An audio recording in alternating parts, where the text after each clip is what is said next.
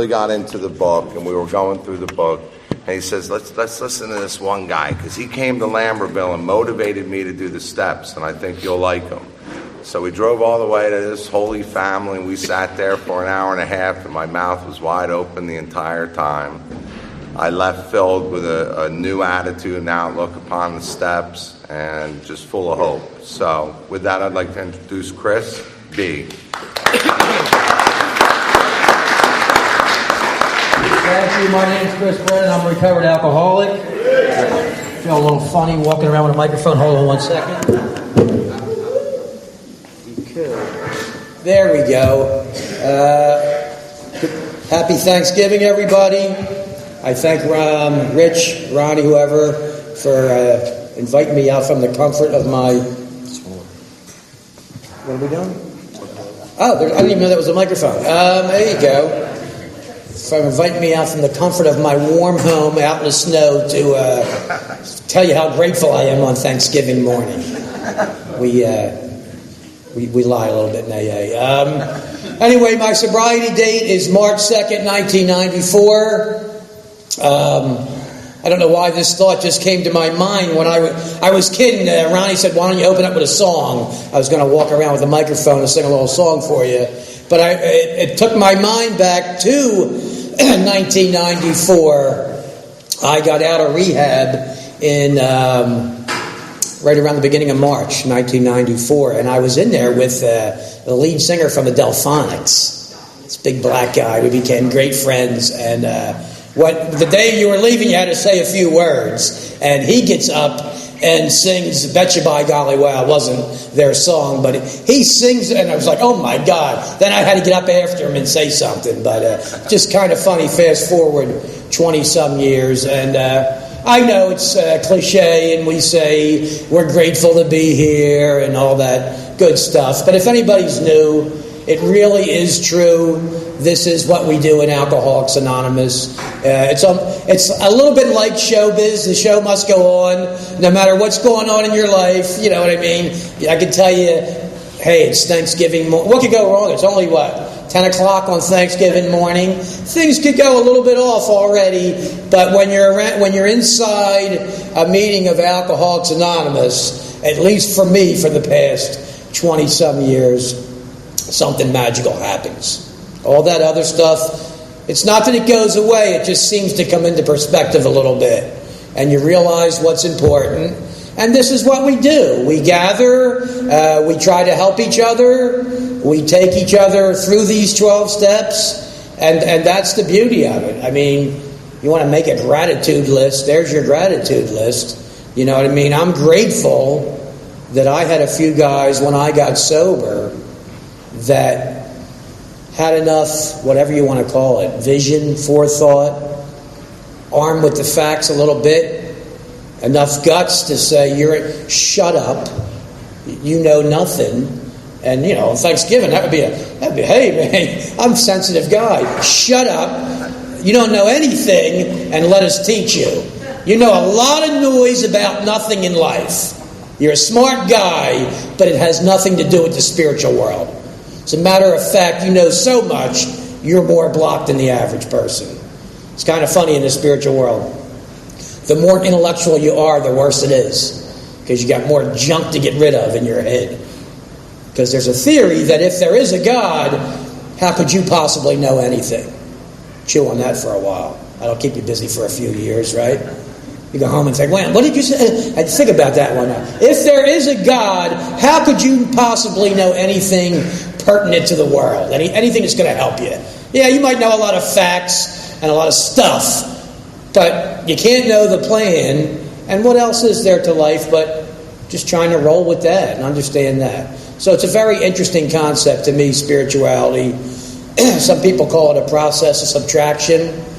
If you think about it, we don't teach you anything new when you're in AA. What we do is deprogram you from all that junk you learned in the material world. On the way up, we heard Mr. Sting singing, "We are spirits in the material world." And how true is that? What an entrance song to a meeting on Thanksgiving. We are spirits in the material world. But we don't know that, it doesn't feel like that, and we don't act like that. And that's why we struggle. I'm a Philly boy by heart. Southwest Philadelphia, 57th and Elmwood, St. Mary's, West Catholic, 1978. You do the math. I know I look a lot younger. And, I'll just tell you a little bit, tiny bit about how I got to AA. I didn't come up here on Thanksgiving to bore you with my war story. One of the things I've learned over the years is we try to tend to relate too much. Everybody's got a war story. Everybody's got a story. Sometimes we relate too much. Instead of getting off our ass and doing a little bit of work and getting better, we get it. You're alcoholic. Okay, now fix it. Meanwhile, 20 years later, I'm still telling my story. Jesus Christ, a guy said to me once, how long are you going to try to relate, kid? We get it. Fix your problem now. It's kind of like he used the analogy. It's like saying, I know my roof's leaking year after year. Yeah, there it is, right there. I admit it. I just have never done anything about it. And therefore, my roof's been leaking for 20 years, And that's what we try to do. We try to have a little fun with the big book, a little fun with the 12 steps. As Bill writes, we are not a glum lot. We do have fun with a lot of this. Basically, we have fun by making fun of people. If you're new, we're making fun of you. Maybe not out loud, but in our heads. That's what we do to amuse ourselves. And I grew up in Southwest Philly. I don't know a lot about my background that makes me alcoholic. I don't know if there's anything in anybody's background that makes you alcoholic or drug addict or whatever. I was a normal row house Philly kid, Rocky in my head, a little shorter or whatever, but Rocky, right? Played a lot of sports as a kid because I had to do that, because I had to be number one, had to win, you know what I mean? I was a shy kid, like I said, a little bit challenged on the height end, and so I had to over-excel in sports and never let you see that, and it drove me a lot of my younger years. That voice in my head never... I think it's not an alcoholic trait. I think it's just a human trait. I think most humans, men or women, have that voice in their head that always tells them they don't measure up or whatever, and you're not better than... It's almost like I almost want to be anybody but myself. I don't know what that is. Freud would have a field day, I guess, with it. He spent a lot of years talking about it. But there's something inside every human. It's almost like I would almost rather be anybody but me. And it's just a funny thing. But then when I'm around people, I don't want to be you. I exaggerate and I make up stuff. And it's just a fun thing, the human mind. But I got out of West Catholic in 1978. Up until sophomore year of high school, I really hadn't done anything. I had probably about 15 years sober, my first 15 years of life. And all of a sudden, about sophomore year, the dances are coming up. Girls are coming into the picture. I'm scared to death. I was scared to death of women. And I didn't know how. I always say if it wasn't for alcohol, I'd be a virgin to this day. There's no way it would have ever happened. But sometime around 1976, I know some people are kind of very clear on their first drink. I don't get that. I mean, one of my first drinks on purpose was sometime around 1976, and in hindsight, I didn't ponder all this stuff at the time, but in hindsight, I mean, some people have described it more beautifully than I could ever describe it. You talk about a spiritual experience, looking back on it, all those fears went away. See, here's the marks of alcoholism. Not so much what it did to you. You might get a DUI. You might even go to jail. You may even kill people. I mean, that happens to a lot of people. The marks of alcoholism is, I'm about 5'8" on a good day, and you give me 2 shots of Jack Daniels, and I'm 6'3 1/2. Yeah, I don't even know where the half comes from, but I add that in. You know what I mean? I can sing and dance. I know everything on a good day, but you give me a couple drinks, you put me in a bar setting with a TV and the news, I could solve the world problems like that. You kidding me? Iraq, Iran, and world peace, whatever it is. I'll give you my opinion on it, whether you ask for it or not. And all those fears go away. My mortgage melts away. You give me a couple more drinks and they are lucky I even pay them. You know what I mean? They should make payments to me. You know what I mean? And I was taught that that's really the true earmarks of alcoholism, whether you have it or not, is what alcohol does for you. Because when you have a substance that takes away your problems like that, You're not going to give that up, Bill says, single-handedly without superhuman aid. You're never going to be able to fight that fight. Willpower will work for a little while as years go by, but when the financial problems build up, relationship problems build up, you'll fight it for a little while. But when your mind knows 2 shots of Jack Daniels and all that goes away, you're never going to win that battle. And you'll go back to it every time, cursing yourself, wondering how you did it. And Silkworth called it a vicious cycle, right? Physical allergy, mental obsession. You're just on a wheel, and it's going to kill you eventually. And here's the sad thing: there's nothing you can do about it. Sitting here today, there's nothing you can do about that. You can sit here today, hear me saying this if you're new, and there's nothing it's going to happen. That's crazy. That's alcoholism. It's going to happen. Unless, he says, you can have an entire psychic change. Silkworth called it, I believe Young called it a vital spiritual experience to the guy Roland over there. Some great historical pictures over there. If anybody's, I love the history. I'm a geek, man. I love that stuff. I got like 600 trivia questions on my computer at home. I love that. There's nobody to play with, really. After the first 10 questions, people are like, shut up. It's all abstract stuff. But there's some great stuff over there. I love that stuff. And, that's where AA came from. Those people, basically, right there, the bulk of it. The women, Ann Smith, especially, leads the way. She schooled the men in the beginning. Her and Bob went to Oxford group meetings for a couple of years before any of this AA stuff started, and she religiously took notes on spirituality. If you Google her journals, Ann Smith journals, it means some really good stuff. The women really did school the men in the beginning. Of course, we took all the credit for it like usual, but they were the ones behind the scenes really doing the work in the beginning. But as far as me, I found something, the magic elixir, Bill called it, in 1976. 1978, I get out of high school. I had a lot of potential, they told me. I test well. I just didn't really have a lot of drive.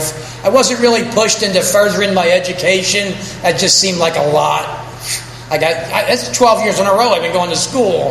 Let me take a little break here. My dad wanted me to go to law school. He wanted me to be a lawyer or a baseball player, but that seemed like a lot of work.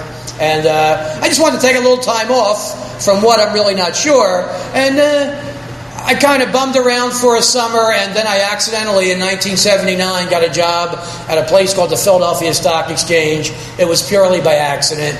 So, a girl from the neighborhood got a job there, and she came back and told us about it. It wasn't some big interview process. I'm not a Wharton School graduate. You know what I mean? It was a bunch of bozos from different neighborhoods in Philadelphia, and we went down there, and it was a breeding ground for alcoholism, drug addiction, sex addiction, gambling, you name it. We didn't know it at the time.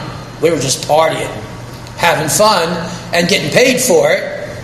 But in hindsight, man, the place was a nut house. Best place ever invented. There was like 500, 1,000 of us at any time in this little room, just winging around from morning, noon, night. I had an expense account at 20 years old. Looking back on it, I was ruined. I didn't even know it. I had no respect for money. I had a gold American Express card at 20 years old. No 20-year-old kid should have that. You really shouldn't. And I did, and I'm eating out at the nicest restaurants in Philadelphia, snot-nosed kid.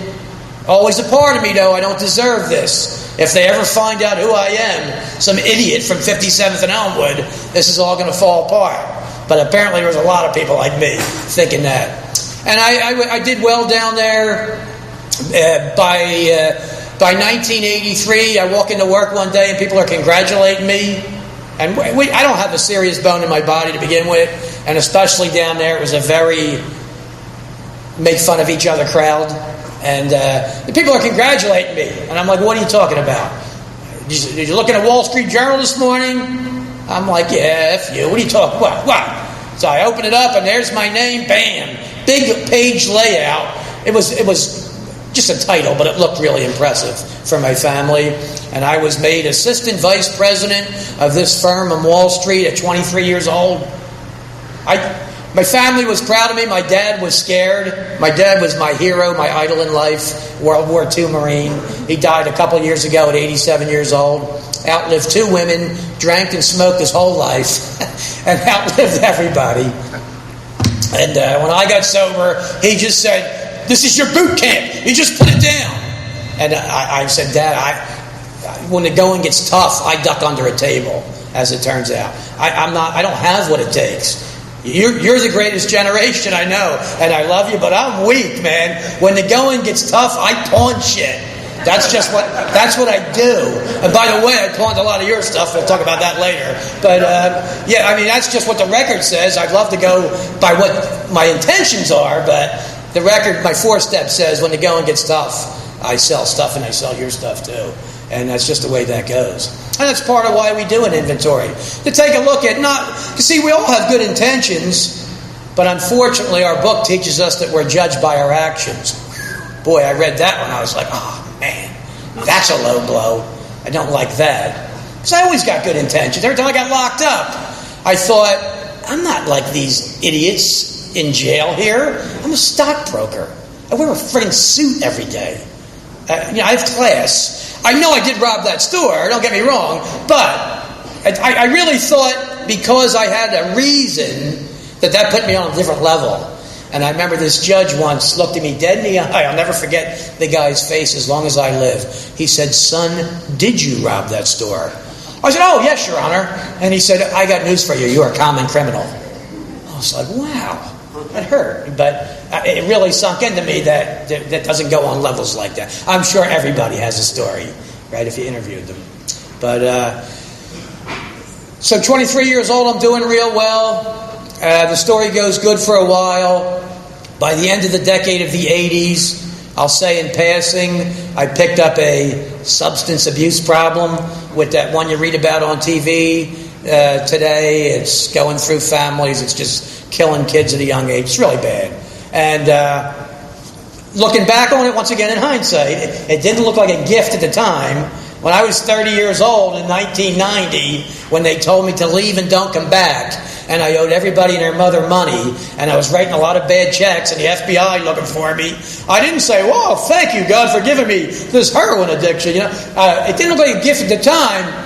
But having lived through it, and in AA today, I can say it's the best thing that ever happened to me, hands down. Why? Because it accelerated the process a whole lot. Maybe I would have never got to AA. I don't know. Maybe I was never scheduled to get sober. I didn't show any signs of study. I wasn't showing any signs of spirituality or any interest in that stuff at 30 years old. But if you know how that game goes, everything must go rock bottom prices.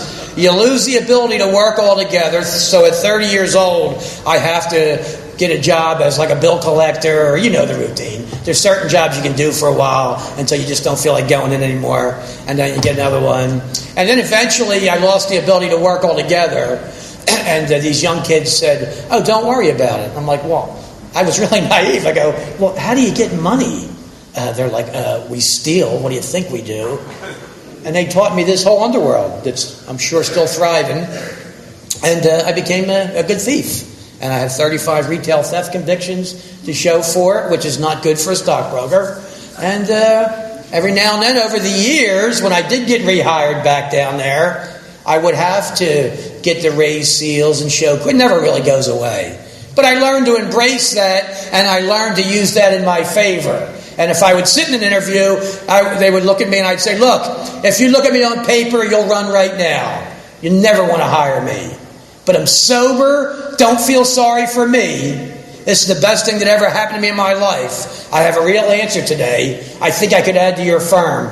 Any questions? I mean, people are impressed by that. And I work with a lot of young guys today that I've had. I had a guy recently going into, he was not a young guy, he was my age, and he was like Rodney Dangerfield. He was going back to school at like 53. And he was awkward, scared, and it was a school that was way out of his league. And he's going into the interview, and he calls me. I haven't heard from him in a couple of years. And he calls me, and he's like, "What do I say?" And I'm like, "Well, do they know your background? I mean, what's the deal here?" "Oh, yeah, they know everything." I said, "Man, time out. You got to use that to your advantage. You got to say, I don't belong here. I am not your typical student. I am so far off the radar here, it ain't even funny. But here's why you might want to have me. And the guy calls me like 2 days later. You're not going to believe this. I got in. And I believe it's Bucknell he's going to now for some fancy degree and whatever. I mean, you can turn it to your favor, I believe. And I believe people will really respond to that pretty good. After bumming around, getting locked up, shot, stabbed, all the stuff that goes with that, which is not really good for a guy. Like, I'm a white-collar guy. I don't like to get dirty. And a lot of bad stuff happening. And my mother passed away during all this. At 30 years old, I moved in with Mom and Dad. I think that's what all heroes do, right? At that part of the story, you move in with Mom and Dad. After I got evicted from Center City. And my mother passed away from cancer a couple years into it. And it's just me and my dad, the Marine, and he's fucking tired of me by this point. And what? Right? A lot of that. And I had to actually physically carry him. My sisters, I have 2 older sisters. They asked me to talk to my dad in the middle of all this, like a reverse intervention. Should have been talking to me, but I'm living in the basement, and they asked me to go to my dad. So I did. I guess this was before you seen intervention on TV or anything. I sat and I said, you were my hero, blah, blah, blah. I don't even know you anymore. He said, basically, screw you. And if you take me to the hospital, I'll never talk to you again. And I had to carry him like a little kid, screaming. He was probably 73 at the time. And my mom had passed away. And the doctor said, Mr. Brennan, if you ever have another drink, you're going to die. He never drank again. He lived another 18 years. It was a pain in the ass. That's the way he was. I put my mind to it, and I'm done. I don't have that gene. I don't know about you. I want to, but it doesn't last long with me. A couple days into it, and I don't know what that's. I guess that's alcoholism right there, the mental side of it. And anyway, a couple months after that, I don't know why to this day, I called him upstairs and I asked him to get me help. I don't know what kind of help I was looking for. I had never heard of AA, really. It didn't sound like a loser, maybe, or a halfway house or something like. I certainly wasn't looking for that. But I knew I needed some kind of help. I told him I can't go on anymore. Which he said, you got to remember if era he was from and all. He said, Chris, I don't know what to do for that. I'm calling your sisters. I should have bailed, but what came out was call anybody you want. Call the Daily News. I don't know where this came from. Some people call it a moment of clarity. I doubt whether I ever had one of those. Maybe divine intervention, I don't know. And it was what it was. My sisters came over. Now the cat's out of the bag. Now we understand why the stockbroker's living in the basement. It's getting a little clearer here, right? And my sister happened to be in the healthcare field. Who knew that? And she gets on the phone and she says, we got you on a waiting list. It's a 28-day inpatient program. I was like, that's a friggin' month. Where the hell am I going to go for a month? So I always equated everything with money. Let me get a job. Once I'm funded, this brain power, I'm good to go. And boy, did I learn a lesson. I don't know why I went into there. I didn't go in to get sober. Trust me, I packed like I was going on a cruise. I had stuff in my sock, and that's my sobriety day that night. I did not. Sobriety was the furthest thing. I remember they do that little intake thing. And I just how naive I was. I was all the things. Check. Do you abuse this? Check. I got to be honest with you, this lady. I go, I don't drink that much anymore, right? And I said, if I can just get out of here, get back to just drinking a little, that'd be great. And they're like, okay, we got you. And I stayed there 28 days, like I said, me and the Delphonics guy. And I don't know. I met a guy in there that I asked to sponsor me. He pushed me towards this thing they call the big book, and I'm just not a reader. You know what I mean? My father, man, he's the smartest guy I ever met in my life. He's 12th grade educated, but he loved to read. He tried to push it on me so much, and now I do it to the kids I'm around. And You can't avoid that. You become your father. And he just so, like, I remember as a kid going out, like a Saturday night, I got my leather jacket on, 16 years old, getting ready to go out. I hear, "What do you want?" I go, what do you mean? I'm going out, why? "Why don't you stay in and read a book?" It was funny. And he was kidding to a degree. But you know what? He was serious. He really meant, "Why don't you stay in and read a book?" And that's my whole life. I'm not a reader, so therefore I can't learn. And he would say, "Well, you do know how to read, right? We taught you how to read." But just my whole life, I'm not a reader. So I had to discipline myself. I became an obsessive reader in AA. I've read everything in the history of AA, any spiritual book. I love that stuff now. And that's a big part of what we do with this process. Step 11, growing, reading. How long are you going to go to AA and your whole step 11 being the third step prayer or the serenity prayer? Give it a break, would you? Can you grow a little bit?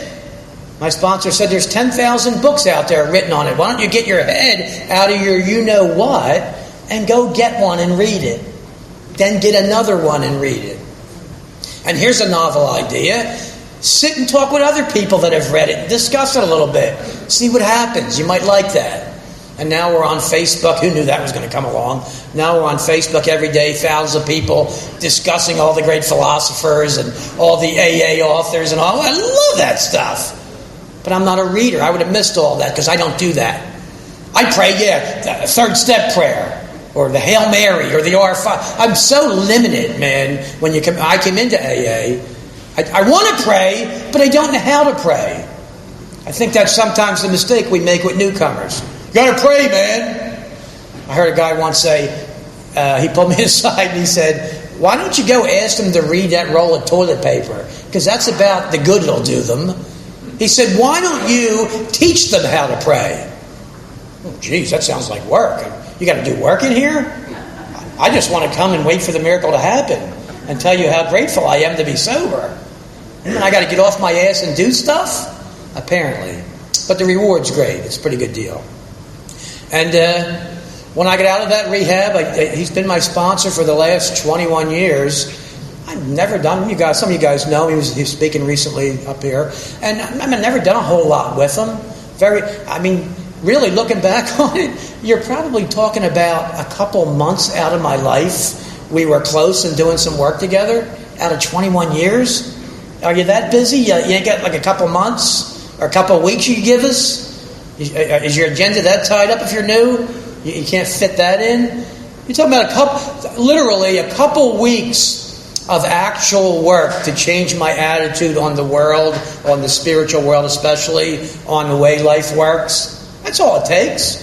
And the rest of it is just trying to figure out what the hell I did and what that meant and show other people how to do it and all that good stuff. But it really, really is such a simple process that we talk about in here. Oh my God, wait till you get to that step. And it's always by people who haven't done it. The steps never get a bad rap by anybody. Do you ever meet anybody who's been through the 12 steps and is happy that says, "Oh God, I can't stand that 4th step"? No, they're like, "Oh, it's not that bad. It's great." You don't see anybody bash. The people that are bashing it have never done it. "Oh, well, have you ever done a 4th step, Jim?" "Oh, not according to that goddamn big book. I did it the way Big John told me. It worked just fine for me. Look at me." And, it doesn't have to be that way, I found out. Relax a little bit. It's supposed to be fun. Spiritual world's about being light, right? And calm and ease. No, anything with force goes against the spiritual world, right? Nothing. What do you say? I got to pray on this. I got to pray hard on this. I remember a guy once. He said, "Explain to me, like, what does that entail? What are you doing? Like when you're praying, God!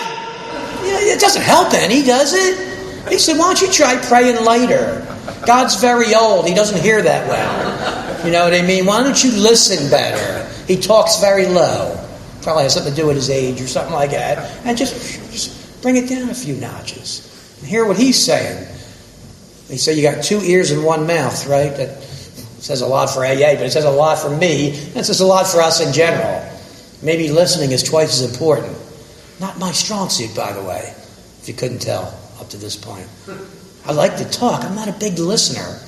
Even when I'm talking to people in a conversation today, I ain't really listening. I'm waiting for you to get done so I can jump in. Really? I don't know how to listen. I never knew how to listen. My own family, I don't know how to have a conversation. I walk in and my sisters or whoever might be there talking, they may as well be talking Chinese because I ain't really listening. I'm just like, can we leave yet? It's been 3 minutes. You know what I mean? Come on, let me go in the room with the men. See, that's the way I grew up. What Paul dysfunctional? I don't know. You walk in high, and the men go in this room and watch sports, and then a few hours later we come out and say, "Are you ready, hon?" And that's how we socialize. If we want to talk, we will, but don't force us to. And my sponsor had to teach me how to sit or stand there while they're talking to you, and actually participate and listen. And you can do it. It's not that hard. You can be done. And really listen to what they're saying and get involved a little bit. And interject and back and forth a little bit. And out of that, who knew, I got to have a relationship with my own family, my sisters. We have a great relationship today. My dad for 18 years, sober with him, you know what I mean? Unbelievable. But I would have missed out on all that. Because I'm so ingrained in this is the way I do things. And in the spiritual world, they say, well, you're not supposed to have a way. Where are they hiding that information at? Sandy B., one of my mentors, just passed away out of Tampa. Old Marine fighter pilot on the Cuban Missile Crisis. And he used to say, the only time we struggle in life is when you don't get your way. He said, well, who told you you're supposed to have a way? In the spiritual world, you're not supposed to have a way. You're supposed to just roll with it. I don't know. Whatever. You say so, God. I don't know. But I got all these fixed. I mean, it's never so much clearer. You turn the news on today. Prejudice is not just racial prejudice. Prejudice, prejudgment can be in a lot of areas. I know! My sponsor said, Chris, if you finish one more sentence for me, get a new friggin' sponsor. I can't help you. Shut up. Yeah, I know. I can't help it. I just know. I have an innate, and what I found out is I don't really know anything that relates to the spiritual world. Because that's all about shutting up and not knowing. And I gotta know.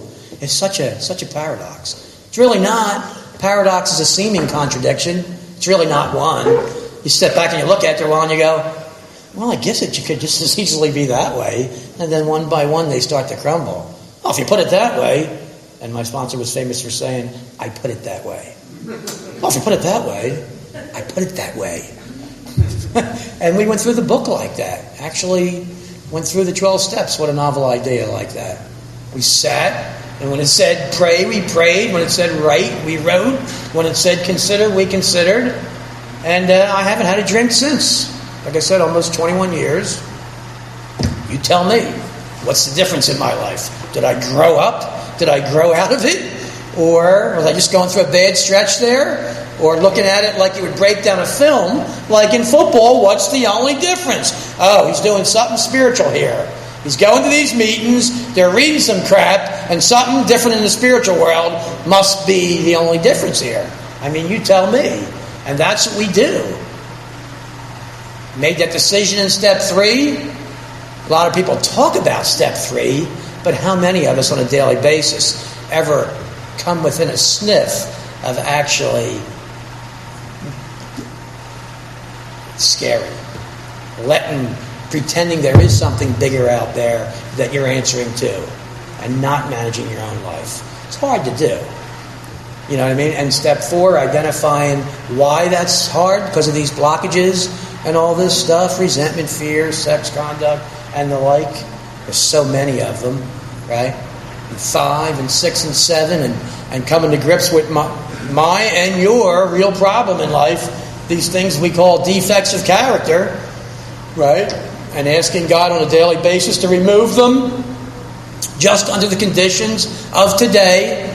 You know what I mean? Just today, not tomorrow, not yesterday, just one day. That's what one day at a time means, by the way. It has nothing to do with not drinking for one day.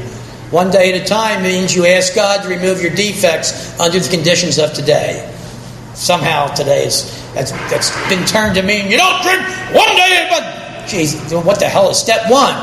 How can you say I'm powerless over alcohol, but God damn it, I ain't going to do it today. Anybody can see that's a contradiction, right? It's not about that. We don't not drink in AA. We have the problem removed. It seems funny, I know, but we pray and we meditate and we help others, and you go, I don't know, I can't explain it. It seems to have been removed. And I believe that's pretty accurate when he writes that. And 8 and 9 could tell you men's stories, man, some great ones. I could tell you some guys that weren't real impressed that I was in AA. They just wanted their money back. Hey, guess what? They didn't really give a shit about me. It was amazing when at 30 years old, when I burn it down, like as they say, right? The world went on. It was kind of, the stock exchange was still there. I thought they would have a moment of silence and maybe close up for a little while. It went on. I had some friends that kind of stayed in touch a little bit. And trust me, I ain't blaming them. I wouldn't have been friends with me either. But it went on, the world. And when I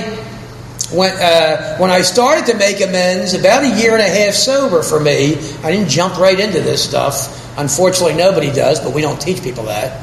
But that's what we think. It has something to do with taking your time or something. It probably works a lot easier if you jump into it before you wake up and realize what you're doing. I think that's the way it's written. But about a year and a half sober, I was starting to make amends. I had a little job, and I had a guy sit me down. He was not my sponsor or anything. He said, well, what did you used to do? I said, I worked at the stock exchange, blah, blah, blah, blah. He goes, why don't you do that now? I said, no, I'll tell you stories, you know what I mean, blah, blah. I can't even go back there. And he said, Chris, if you owe them $10,000 in an apology, you owe them $10,000 in an apology. You don't owe them $10,000 in an apology and feeling like shit around them. Go face them, see what happens. And that was scary, and I had to go to those people one at a time. And I didn't have a lot of the money, but I found out it's not about that. It's about alleviating the fear of the people and just facing them. They knew it. I knew it. It wasn't a big secret, right? And but the fear is what grips you, what keeps you drinking. So the money is really secondary. And I faced these people, and one guy, through a series of events, was interested. He was not sober or anything. He said, come down, see me. He had a big firm. I gave him a big book. I said, Tom, this is how I'm trying to live. Read the chapter 2 employers. Read the first 164 page. Read the whole friggin' book if you want. But this is what I said, I don't know if I'll be able to do it tomorrow, but this is what I'm into now. Read it, and if I'm your guy, great. And the guy read it, hired me, offered to pay my amends for me, and gave me a job making good money to start paying off some of this stuff. And I stayed with him for like 7 years. I didn't miss a day, which may not be a Ripley's record, but for me, 7 years straight is a big deal. I don't go to work every day. My dad had a very good old school work ethic. He worked 42 years shift work at the Arca oil refinery. I'm not a big Mondays, Fridays. I don't do that everyday thing. I didn't get that gene. In 7 years, didn't miss a day until he sold the company. And I can tell you some amends stories that are beautiful. And I learned more from the ones who said, Chris, you know what you can do with that big book and with your AA meetings. I just want my money. I really don't like you. Nothing personal against AA. It's you're an arrogant fuck, and we don't really care. You know why I had to hear that? Because that's true. I know sometimes people, we love you, keep going to those classes and all. But you know what? That's not really true, is it? I don't learn from that. The occasional guy that says, there you go. That's the real me. That's the guy that wakes up in the morning. You know what I mean? I don't wake up spiritual, wondering how I can help you. I wake up mad at the world. I don't know what happened. I went to bed fine. I wake up with an attitude. I'm judging the weather, and it goes downhill from there.